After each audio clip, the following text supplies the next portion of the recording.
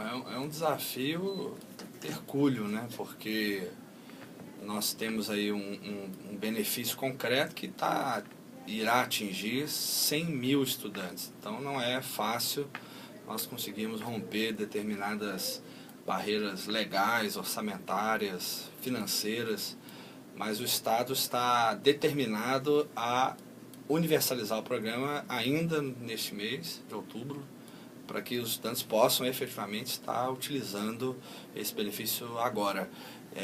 Nós temos efetivamente esses problemas, você fez uma análise perfeita da problemática atual, que se foca especialmente no modelo em que está sendo implantado aqui em Goiânia e na dificuldade orçamentária e financeira de algumas prefeituras.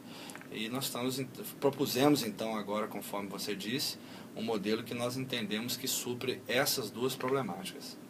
Qual é a dificuldade que a legislação de Goiânia impõe? Bom, nós temos algumas dificuldades. Em primeiro lugar, a questão do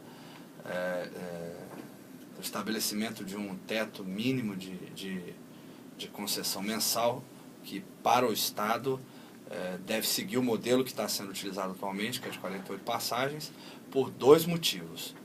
Primeiro, porque nós temos já os dados suficientes de que as 48 passagens efetivamente cumprem o papel que o estudante precisa, na medida em que a utilização hoje está em 34 passagens.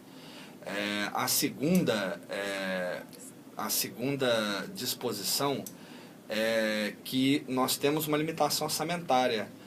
Todo programa social precisa ter previsão orçamentária. Se eu coloco o teto de 180 passagens para 100 mil, você vai ter aí um gasto orçamentário mês de quase 20 milhões de reais.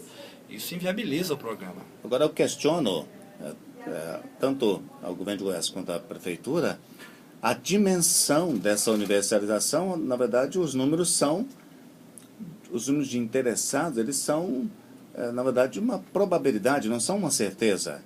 Até levando em consideração o fato de que, para Goiânia, boa parte dos estudantes que utilizam o serviço, eles integram a rede particular de ensino. Boa parte desses estudantes são conduzidos pelos seus pais e não vão deixar de usar o veículo próprio para que o filho use o transporte coletivo. Então, na verdade, 100 mil é uma suposição. Não, na verdade, não. Penso que seria bem menos, ou não? Não, na verdade, não é uma suposição. Na verdade, o número é até maior que isso. O número é 110 mil, o número de cadastrados hoje efetivamente. Só que esses números que nós estamos trabalhando são os dados oficiais do CETRANSP. Nós fizemos, inclusive, na planilha que nós apresentamos para os prefeitos, nós fizemos uma média dos últimos meses de efetiva utilização. Nós trabalhamos com maio, junho, cortamos julho porque é férias e apresentamos agosto.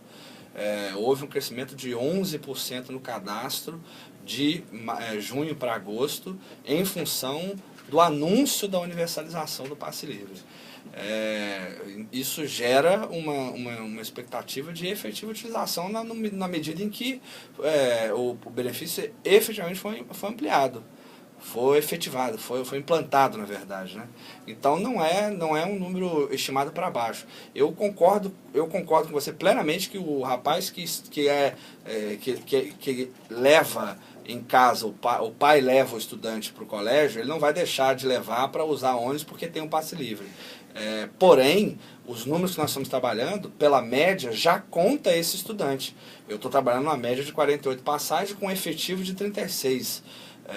Então eu estou colocando já aquele estudante que usa muito e aquele estudante que usa pouco. Então isso aí já está na média. Então, ou seja, esse número que o senhor apresentou é aquele número que é contabilizado pelo CETRANSP, aqueles relacionados aos 50% que hoje já é pago. Faça a pergunta de novo. Por favor, Samuel, repita a pergunta para que o nosso ouvinte possa entender com clareza, pode ser? Bom, em relação aos 50% que o CETRANSP hoje, ele já faz isso, né, em relação à meia passagem, esse número que o senhor falou de quase 110 mil estudantes, esse número ele é oriundo desse cadastro que hoje já existe? Exatamente, esse número ele é oriundo do cadastro do passe escolar que são os estudantes beneficiados pelos 50%. Se você olhar na lei que aprovou o passe livre, ela deixa bem claro que um dos requisitos para que o estudante seja beneficiado pelo passe livre estudantil é que ele já seja cadastrado no sistema coletor de bilhetagem aqui da região metropolitana. Agora, secretário, temos então uma negociação a ser feita entre o Estado e, fundamentalmente, a Prefeitura de Goiânia. E uma expectativa sobre a Prefeitura de Aparecida. De Aparecida, né? Que também deve demonstrar, né? Se demonstra uma certa dificuldade de financiamento, mas não deve demonstrar ausência na negociação, né? Isso não pode acontecer, até porque o interesse do estudante de Aparecida está em jogo. Como é que o senhor pretende, ou como é que o governo pretende negociar com a Prefeitura de Goiânia? Qual é a proposta para que haja, então, essa, digamos, unificação do programa? A proposta é essa, é manter os padrões que o governo do estado atualmente utiliza, em especial a questão da estipulação de um teto mensal e, em especial, a abrangência do custeio. O que significa isso?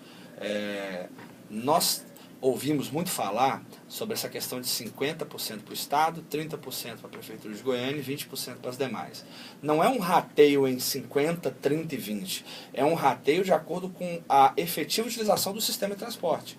O sistema de transporte hoje comporta Goiânia tendo aproximadamente 68% do sistema. Se o Estado está pagando 50%, nós teríamos então 34% para Goiânia pagar. E os demais divididos proporcionalmente por cada município. Na prática, isso significa o quê? Significa que é 50% do Estado e 50% da Prefeitura. Por que nós estamos dizendo isso? Só para que fique bem claro isso até para o ouvinte, para que ele não tenha dúvida com relação a isso. Hoje, a proposta da forma que está aprovada em Goiânia, o município de Goiânia, ele custeia os estudantes que moram em Goiânia e estudam em Goiânia. Se você pegar isso de acordo com o cadastro, isso aí trata de cerca de 98% dos estudantes. Ótimo, é um número altíssimo. O problema está se os outros municípios adotarem isso também. Por exemplo, Aparecida de Goiânia. Aparecida de Goiânia, vamos supor que eles topem fazer o programa e façam no mesmo molde que Goiânia está fazendo aqui. O Estado, se fez para Goiânia, vai ter que fazer para Aparecida também. O que vai acontecer? Lá em Aparecida nós temos 40% dos estudantes morando em Aparecida e estudando em Aparecida. Os demais moram em Aparecida e estudam em Goiânia. Vamos pegar Senador Canedo. 80% dos estudantes de Senador Canedo moram em Senador Canedo e estudam em Goiânia ou Trindade. O que aconteceu? Eu teria aí um espectro de cerca de 30 mil estudantes que não seriam atendidos por programa nenhum, porque eles não estudam na mesma cidade que residem. Então nós estamos pedindo também a mudança desse critério. O município passaria a arcar com estudantes que residem no seu município. Não importa o destino, porque o sistema da região metropolitana é integrado. Então você contraria o próprio sistema quando você faz esse tipo de barreira.